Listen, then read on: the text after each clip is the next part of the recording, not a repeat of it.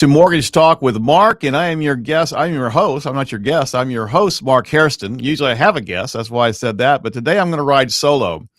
And typically I have a guest on lots of different variety of subjects. But today I'm going to go back to the basics, which is my business and my experience in mortgage lending.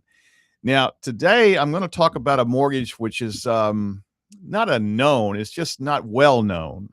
And it's for people like myself. I would qualify because it's called a reverse mortgage. And I think it's important for people to be aware of this product. If you're a senior in Texas is defined as 62 years old or older, which I certainly qualify. That's why I started looking into this product a few years ago. I've been doing mortgage loans, as you may know, for 40 years. And I've been doing what we call forward mortgages, which is purchase money when you buy a property, you refinance, or you build a home. You make a mortgage and people start paying that loan back. Hopefully that's the goal. Now, this loan product is very unique. It's been around a long time, and it's had a bad rap in my experience. And I want to kind of go over some of the myths, some of the pros and cons, and just some stats. And for people who maybe qualify age-wise and property-wise, equity-wise in their property, or kids whose parents may qualify, I think this is maybe an important conversation. So when I turned 62 or 63, again, I'd never even done one of these loans before, but I started looking into it thinking, well, I better, see what this is all about, because I just didn't know. So I went to a seminar, and the guy asked some pretty poignant questions, and I thought I'm going to kind of share some of those questions with you. If you're thinking about this or you just want to know more about it, this may start to open your eyes and ears a little bit about this opportunity. So the first one, he said, if you're retired, would you rather have more money sitting in your house or more money showing up in your bank account? Okay.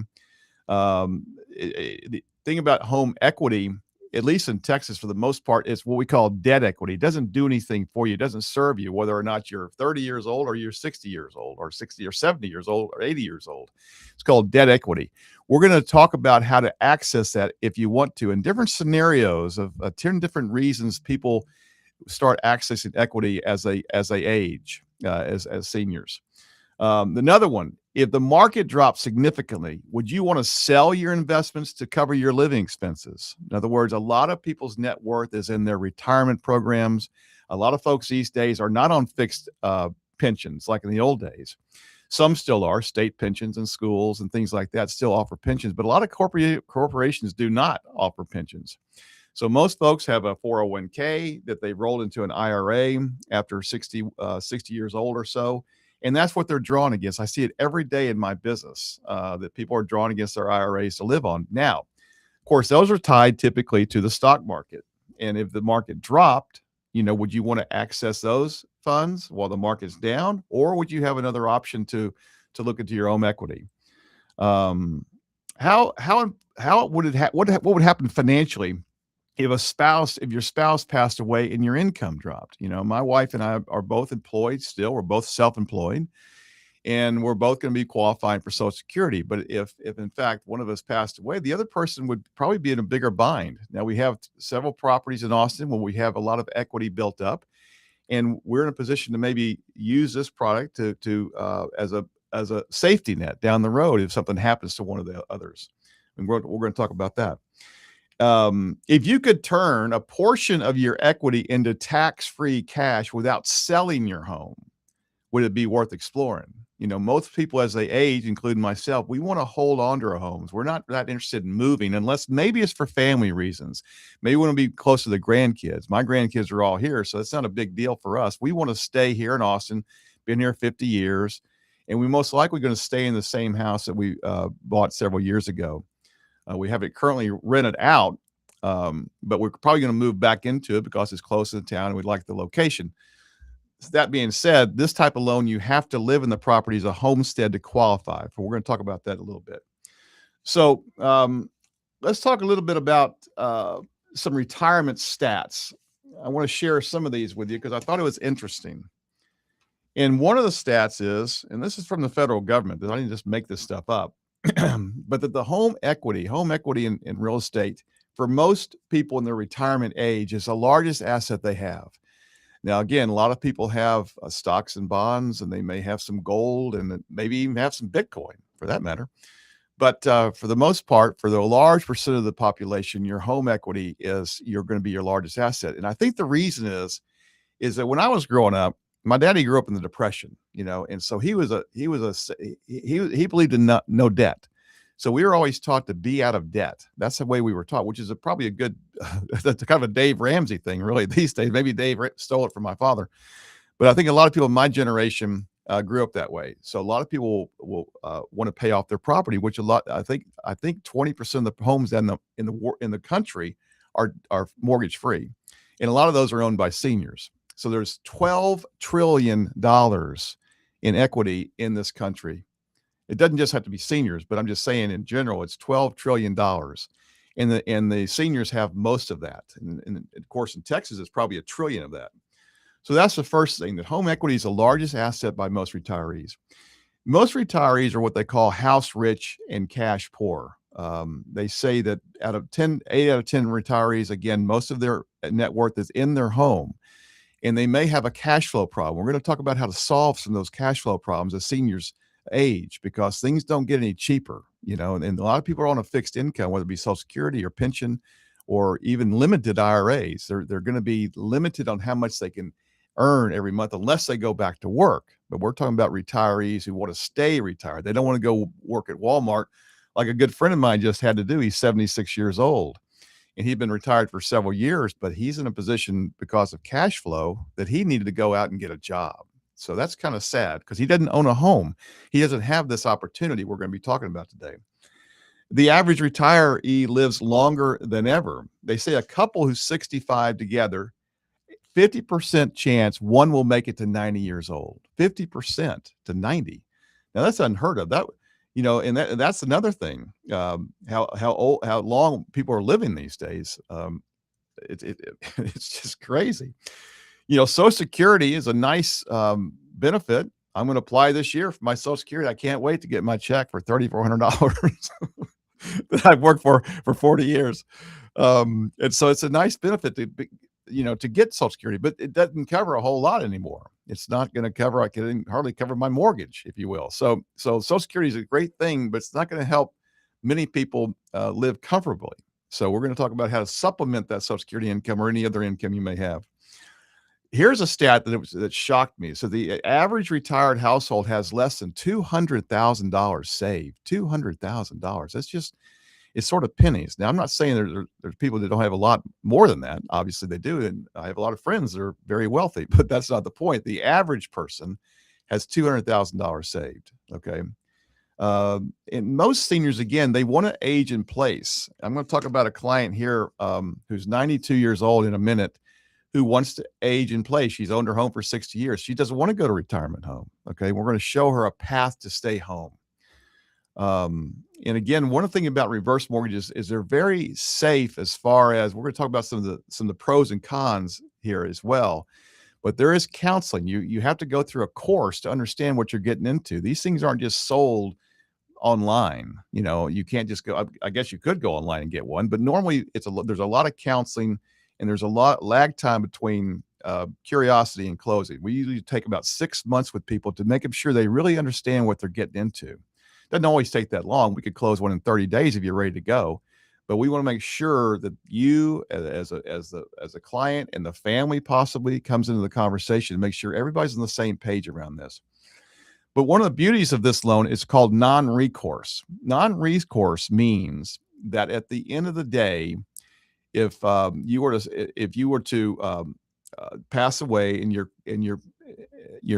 children inherit the property, if the property is worth less than what you owe, it's non-recourse. Means the government can't come back on you for the difference. Okay, you're protected there. That's why you're going to pay what they call mortgage insurance along the way. It ensures that nobody will ever be liable for any deficit in the property. And sometimes that happens. If somebody lived in their 90s, it could be likely that their loan balance will be higher than the property is worth. Okay, but nobody has to worry about it. In a regular mortgage, a forward mortgage, if you take out a mortgage and you're making payments and your property value goes down, well, that's just too bad. You still owe the difference. Okay, there's no relief from that. So that's one of the advantages of what they call reverse mortgages, or what formerly it's really called HECM, home equity conversion mortgage. There's also a HELOC that we'll kind of talk about a little bit about home equity lines of credit. But this loan also comes with a line of credit, which means that if you were to take out a reverse mortgage or a HECM loan, and you, let's say, took out one for $200,000, over time that line of credit grows. Okay, and in today's market right now, where interest rates grows, it grows at 6.25%. So if you were to take out a couple $100,000 today, next year you'd have a line. If you didn't borrow against it, you'd have a line of credit of 212,000 approximately dollars. The next year, 225, et cetera, et cetera. So your line of credit grows. So it gives you a little safety net as you get older, that you can access more and more of that credit, because it's all based on actuarial charts, how old you are and how much equity do you have. That's the two things they're going to primarily look at. And again, the senior population is exploding. That they've had this stat around for a long time, that baby boomers, there's 10,000 baby boomers that are going to be turning 65 every day. So by 2030, they calculate that 1 in 5 people will be over 65 years old. So that's kind of crazy. So let's talk about 10 types of clients. In my assumption years ago was that the only type of client who would want one of these is somebody who's desperate for money and they want to stay in their home. Now, that's one of the 10 categories, but there's other reasons people do this type of loan. And this is what I've learned over the last 3 or 4 years as I've started to provide these for friends and clients. The first one is what I would call the cash flow retiree. They don't have an asset problem. They have a cash flow problem. In other words, they've got plenty of money tied up. Maybe they have a home paid for, free and clear. We talked about that earlier. So that's the first type, and they just want a better lifestyle. They can make it on their own. They're either a pension, Social Security, et cetera, et cetera. They can pay their bills, but it's not a very, very strong lifestyle. Or as things get more expensive, I hear this all the time, including myself. I'm looking at this grocery store thinking, steak is $30 a pound. 5 years ago it was 15. So everything is going up, especially gas prices right now, et cetera, et cetera. So a lot of folks who are on a fixed income, which will go up, Social Security goes up 3% a year. Well, things go up more than 3% a year, generally speaking. So you're going to have to be prepared long term to live the kind of life that you want to live. The other is what I'd call strategic planner. These people, it's not about their need. They don't need the money, but they want options. I did a loan for a client not long ago. He had plenty of money, but he also had about $1 million, actually more than that, probably about $1.5 million freed up in equity. He was just sitting there. So I explained to him how we could maybe leverage that money. He was a smart guy. He'd made money. He understood leverage. He understood investments. He understood real estate, for that matter. He had several properties. I said, his name was Harold. I said, Harold, why don't we do this? Why don't we take out a reverse mortgage for $400,000 and you go pay cash for a property in Georgetown or wherever you want to buy one, or somewhere, anywhere, for that matter, and cash flow that property. You've got another asset, free and clear, that's going to be appreciating over time. And while the reverse mortgage, you have the option of paying that back. You could take the rental income and start paying that reverse mortgage down, or if you choose to, just take the income off the rental property and let the reverse mortgage ride, because it's reverse mortgages means you don't have to make a payment. That's one of the beauties of it. Now he chose to do that, and he's very happy. So it's the rental income is easily covering what he owes on the reverse mortgage. Plus, long term, he's looking at more appreciation. Another type of client would be the downsizer, or maybe a lifestyle mover. I did one of these recently for a couple. They're probably around 70s, I recall. They were moving from Dallas. Their daughter and her husband and grandkids lived in Georgetown, so they moved to the Sun City area. Okay, well, property values in Austin are higher than they are in Dallas, generally speaking.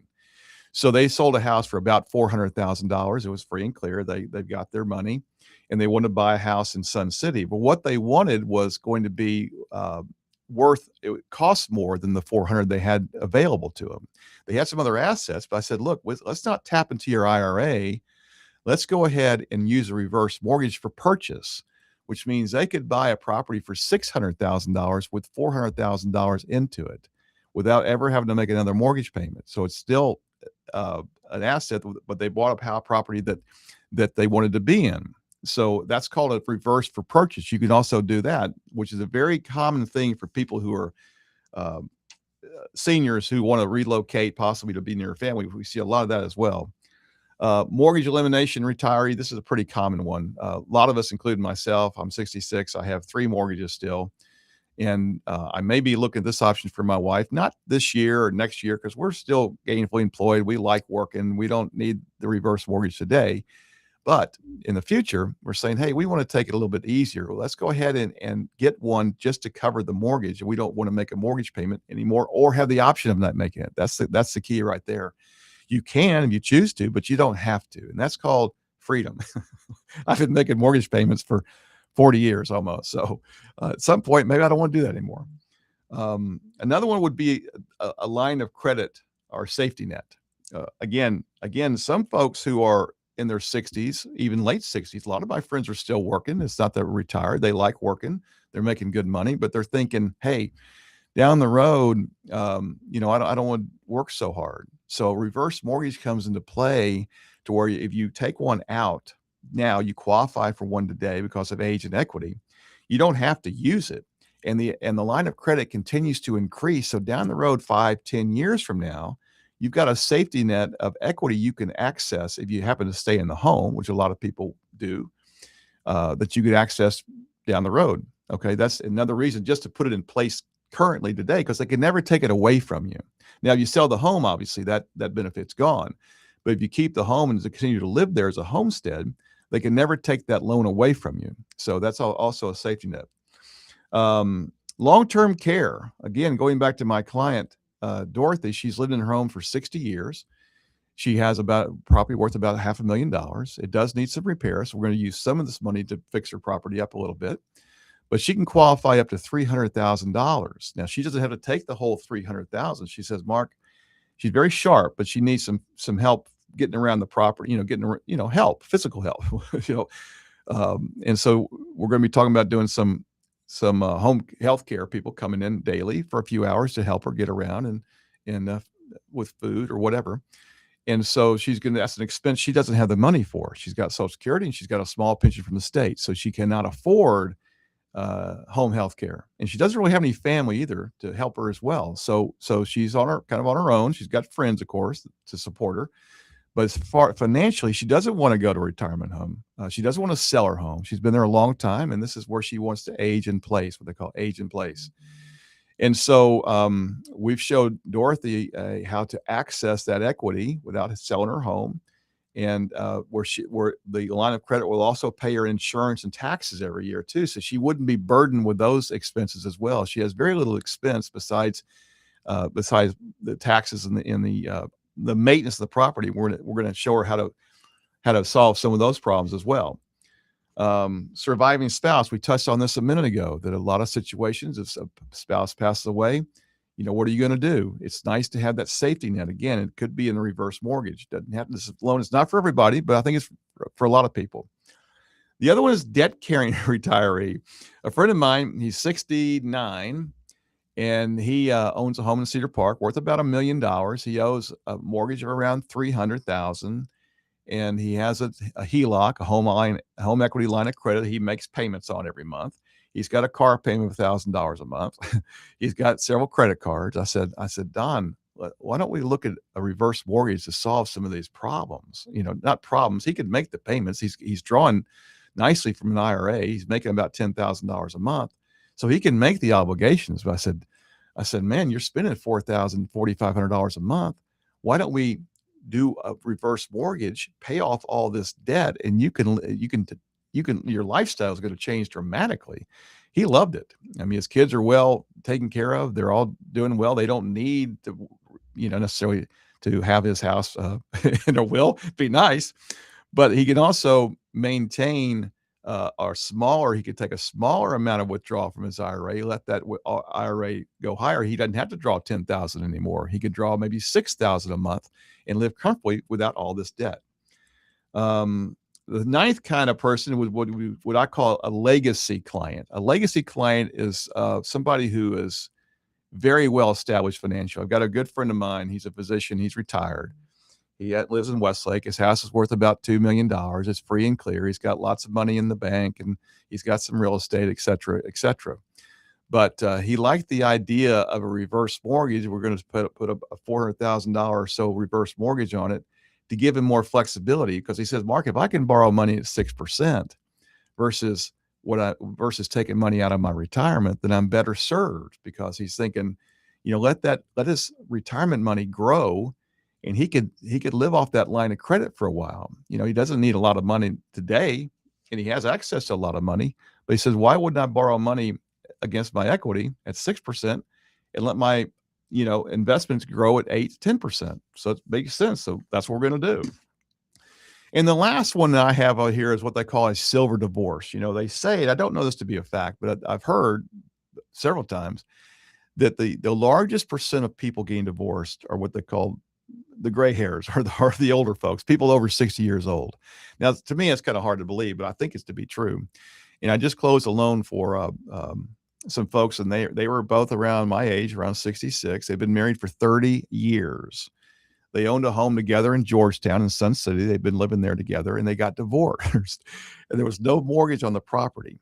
And they were both retired. They had some money saved up in the bank, and they both had Social Security and part-time jobs. They were working part-time. And so, but she owed him $250,000, because that's his split of the divorce in the settlement. The property was appraised for around 500, and I think she owed him 240 to 250. Well, she didn't have 250 laying around, and they didn't want to sell the house either. So I showed her name was Margaret, on how to access a portion of that equity. I could only, because of her age and equity position, I could only loan her $190,000, but she got a $190,000 reverse mortgage. She paid him his additional 60. He's paid off. We're all good as far as the divorce decree. She can still live in the property without having to make a mortgage payment. She thought that was gold, and so did I.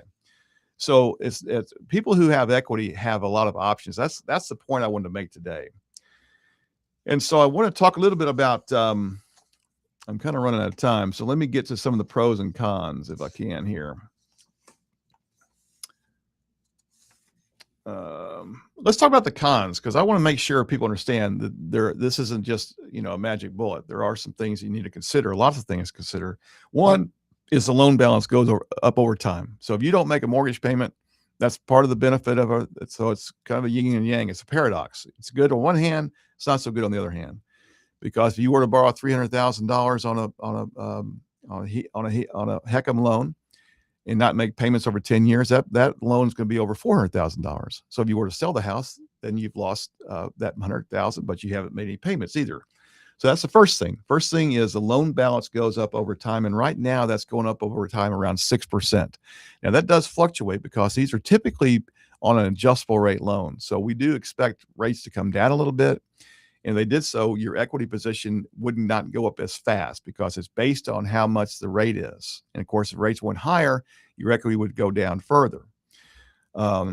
Impact on inheritance. This is one reason we bring a lot of times the family into it, because the kids are saying, "Hey, man, you're taking my inheritance from me," and that may or may not be true. But the fact of the matter is, it is an asset if your parents need to access the money for what any of those reasons we talked about, or want to, not necessarily need to. A lot of the people are want to, their lifestyle changes they want to make. But again, it's a conversation, a family conversation. It's not something that I'm trying to sell somebody. I want to make sure everybody's on board, including the kids a lot of times. Another downside, another con is closing cost.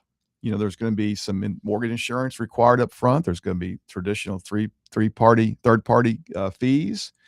Origination costs, there's loan costs, which we're probably going to be around, estimating the last one I did last month was $20,000. So there's some fees that you don't have to pay up front. It's part of the line of credit. Okay. Or you can pay it up front. Now the guy who wants the safety net, he borrowed 300 grand off. He has an equity line of $300,000. It cost him about $20,000 to close the loan. Okay. So he's had to pay that money for money he's not even going to be using until maybe down the road. So it's sort of an insurance thing for him. So again, that's one of the downsides. uh, obligations still exist. Your taxes, your insurance, your maintenance of the property, they all continue. So again, we can show you how to alleviate some of that through the line of credit. Like with Dorothy, she's going to be making her tax and insurance payments through the line of credit. So it won't be an obligation she's got to make, but somebody has to pay it. Um, I would say also finally is emotional resistance. I was resistant to this product for years up until somewhat recently.